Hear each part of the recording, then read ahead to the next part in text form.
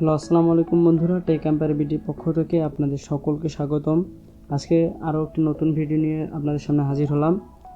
যে ভিডিওটির মাধ্যমে আপনারা ভিএস কোডের গুরুত্বপূর্ণ কয়েকটি সেটিংস এবং এক্সটেনশন সম্পর্কে জানতে পারবেন, যেগুলো ছাড়া আপনার ভিএস কোড পরিচালনা করা অনেকটা কঠিন এবং যেগুলো থাকলে ভিএস কোড পরিচালনা করা অনেকটাই সহজ হয়ে ওঠে।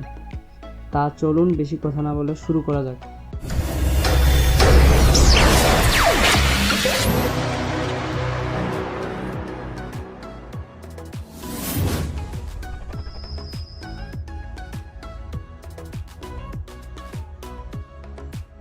প্রথমে ভিএস কোডটি ওপেন করে নিলাম। এখানে আমরা দেখতে পাচ্ছি আমার একটা ফোল্ডার ওপেন আছে। এই ফোল্ডারগুলো দেখুন টেক্সট আকারে আর কি দেখা যাচ্ছে, যে index.html এই ফাইলটিকে নর্মাল ডিফল্টভাবে যেটা থাকে ওইটাতে দেখা যাচ্ছে। কিন্তু আমরা এখন এইটাকে সুন্দরভাবে দেখানোর জন্য একটা এক্সটেনশন প্যাকে ইনস্টল করব। সেই এক্সটেনশন প্যাকটির নাম আছে এটা ম্যাটেরিয়াল থিমস। এই যে এখানে আবার বামে তো আপনারা জানেন কীভাবে এক্সটেনশন প্যাক ইনস্টল করতে হয়। তাই এখানে আমরা এক্সটেনশন প্যাকে সার্চ বারে গিয়ে লিখব ম্যাটেরিয়াল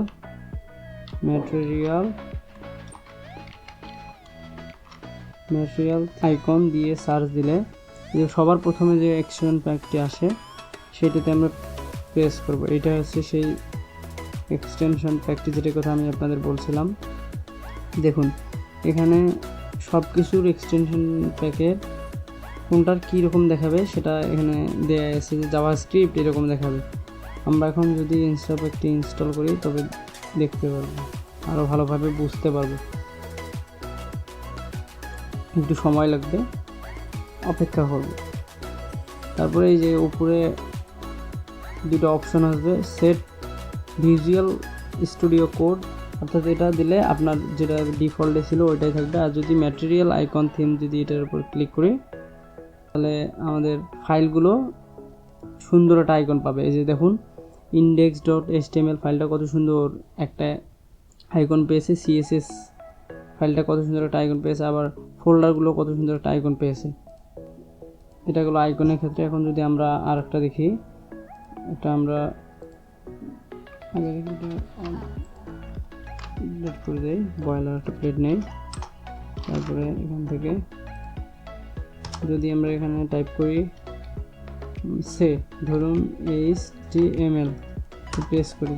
এখন যদি আমরা এই যে এখানে ওপেনিং ট্যাগটাতে HTML থেকে কোনো কিছু রিমুভ বা কেটে দেই তাহলে কিন্তু দেখুন ক্লোজিং ট্যাগটা যেরকম সেরকমই রয়ে গেছে।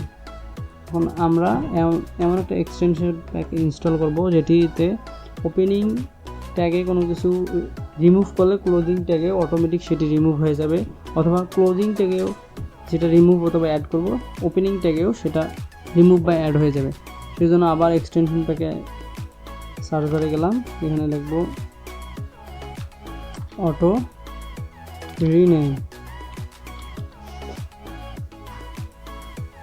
রিনেম দিয়ে সার্চ দিলে প্রথমে যেটা আসে এটার উপর ক্লিক করব। ক্লিক করে দেখতে পাচ্ছেন এটা ইনস্টল করব, একটু সময় লাগবে। ইনস্টল হয়ে গেছে। এবারকে দেখুন আমরা যদি আবার এটাতে যাই, গিয়া HTML দেই, এবারটা যদি আমরা এই যে দেখুন ওপেনিং থেকে রিমুভ করতেছি, ক্লোজিং থেকে অটো রিমুভ হয়ে যাচ্ছে। আবার ক্লোজিংয়ে অ্যাড করতেছি, ওপেনিংয়ে অ্যাড হয়ে যাচ্ছে। ক্লোজিং থেকে রিমুভ করবো, ওপেনিংয়েও সেটা রিমুভ হয়ে যাচ্ছে। এটা হচ্ছে আর একটা এক্সটেনশন প্যাকের কথা বলতেছি, সেটা হচ্ছে লাইভ প্রিভিউ। আবার এক্সটেনশন প্যাকে গেলাম, সার্চ বারে লিখব লাইভ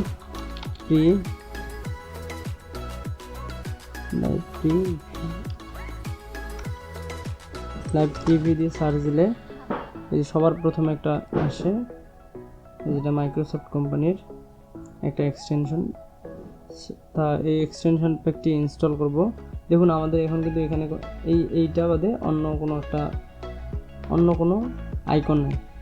এটা আমরা ইনস্টল করলাম, সময় ইনস্টল হয়ে গেছে। এখন যদি আমরা এখানে আসি, দেখুন এখানে একটা নতুন আইকন চলে আসছে। আমরা যদি এখানে মনে করেন কোনো কিছু লিখি,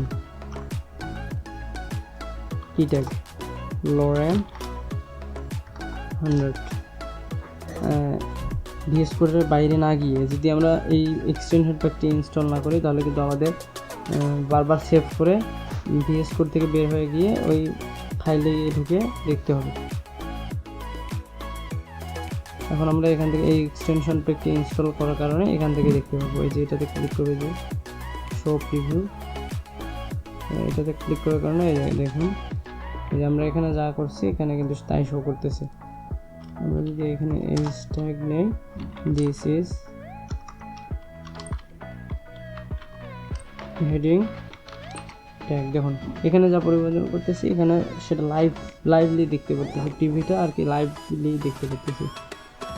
তারপর আরেকটি এক্সটেনশন প্যাক হচ্ছে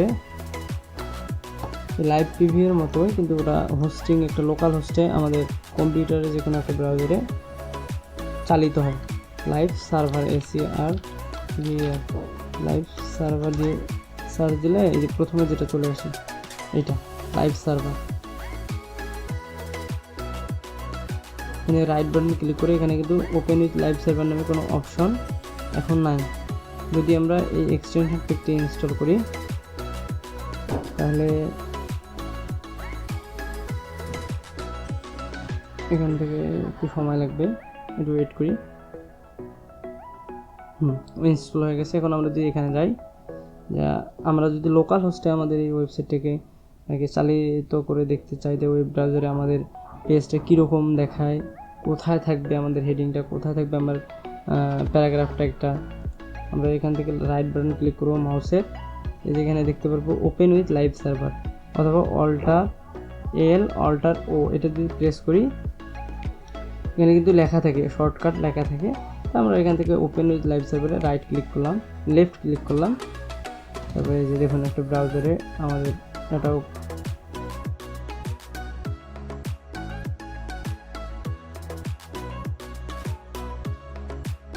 ওয়েব পেজটাকে হোস্টিং করি, তাহলে আমাদের দর্শকের কাছে এরকম আকারে আমাদের ওয়েব পেজটা প্রদর্শিত হবে। আমরা যদি এখানে কোনো চেঞ্জ করি, যেমন আরেকটা হেডিং ট্যাগ নিলাম S2, this is DING heading tag true, TW তাহলে দেখুন এখানেও পরিবর্তিত হলো। আবার লাইভ সার্ভারে কীরকম দেখাবে এটাও আমরা দেখতে পেলাম। তারপরে আর একটা হচ্ছে সবচেয়ে গুরুত্বপূর্ণ এক্সটেনশন প্যাক হচ্ছে এই যে আমরা লেখাগুলো দেখতেছি, এটা হচ্ছে যে গ্রিন ট্যাগগুলো হচ্ছে দেখুন গ্রিন, এবং এমনি টেক্সটগুলো হচ্ছে সাদা। আর এই যে যেগুলো অ্যাট্রিবিউট হিসেবে দেওয়া আছে সেগুলো নর্মাল, যাদের সবারই এটা এরকম থাকে, কিন্তু একটা এক্সটেনশন প্যাক আছে এটার মাধ্যমে আপনি সুন্দর আরও দেখাবে।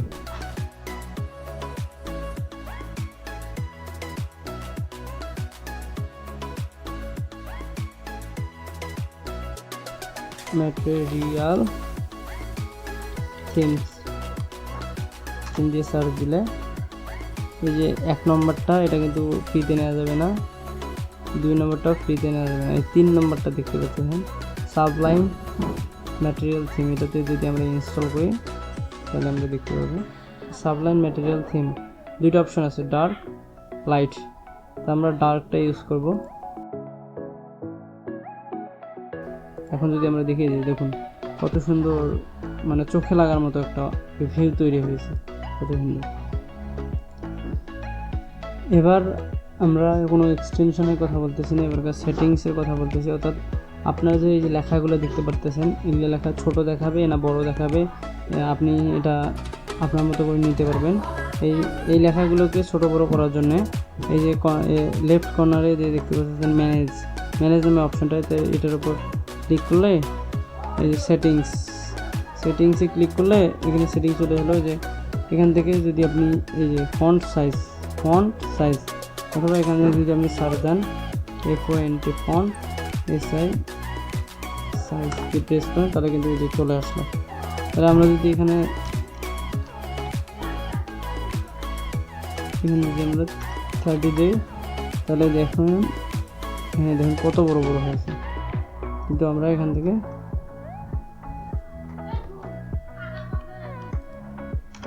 এখানে আমরা 17 দিলাম, আমাদের যেটা ছিল এই যে ডিফল্ট। তারপর আরেকটা হচ্ছে আপনাদের এই যে প্রোগ্রামটা যখন লিখতেছেন তখন মনে করেন আপনার কম্পিউটারটা হয়তো ইলেকট্রিসিটির কারণে বন্ধ হয়ে গেল অথবা যে কোনো কারণে আপনি প্রোগ্রামটা আর কি ক্লোজ হয়ে গেল, ভুলবশত আপনি ফাইলটাকে সেভ করে নেয়, কন্ট্রোল লিস্ট দিয়ে সেভ করে নেয়। এই সমস্যা থেকে এড়ানোর জন্য একটা সেটিংস আমরা পেয়েছি, যেটা হলো এই এখান থেকে এই অটো সেভ, সবার প্রথমে দেখবেন অটো সেভ নামে একটা আছে, এখানে অফ থাকবে আপনাদের, কিন্তু আপনাদের আফটার ডিলে অথবা on focus sense, on window sense, অর্থাৎ উইন্ডো সেন্স বলতে আপনি এই ভিএস কোড থেকে অন্য একটা ফোল্ডারে যখন যাবে তখন অটোমেটিক সেটা সেভ হয়ে যাবে। অন ফোকাস সেন্স অর্থাৎ একটা index.html থেকে অন্য একটা সেটিংস বা অন্য একটা index.css অন্য একটা ফাইল আর কি ভিএস কোডে অন্য একটা ফাইলে প্রবেশ করার সাথে সাথে সেটা সেভ হয়ে যাবে। তা আফটার ডিলে দিলে আপনি শুধু লেখার 1 সেকেন্ড পরে অথবা 2 সেকেন্ড পরে ডিফল্টভাবে সেটা অটোমেটিক সেভ হয়ে যাবে, তখন আর আপনার বাড়তি প্যারা নিতে হচ্ছে না যে সেভ করলাম কি না করলাম এ নিয়ে। তারপরে আরেকটা গুরুত্বপূর্ণ সেটিংস হচ্ছে, মনে করেন আপনি যখন এই যে অনেক বড় মনে করেন প্যারাগ্রাফ ট্যাগের মধ্যে 200টা ওয়ার্ড দিলেন, তখন দেখুন এই যে এক লাইনে সব কিছু এক লাইনে থেকে তখন স্ক্রল করে শেষের দিকে যাইতে হবে, ভিউ থেকে এই যে ওয়ার্ড এটাতে ক্লিক করে দেবেন। দেখুন যেটা আমার ডিসপ্লে সাইজ অনুযায়ী লাইনগুলোকে পরবর্তী লাইনে শো করবে। এই যে আমার স্ক্রল আর করা লাগতেছে না, যেটা ইউজ করে খুব সহজেই 200-300 ওয়ার্ডের একটা লাইন আমি লিখতে পারি এবং সেই লাইনের যে কোনো কোথাও থেকে কোনো স্ক্রল ছাড়াই দেখতে পারি। তো আজকে এই পর্যন্ত। চ্যানেলটি ভালো লাগলে অবশ্যই সাবস্ক্রাইব করবেন, আর আপনার এর মধ্যে কোন এক্সটেনশন প্যাকটি সবচেয়ে ভালো লেগেছে সেটা অবশ্যই কমেন্টে জানিয়ে দেবেন। আপনার যদি ভিএস কোডে কোনো এক্সটেনশন সম্পর্কে জানতে চান অবশ্যই আমাকে কমেন্টে জানিয়ে দেবেন। ধন্যবাদ।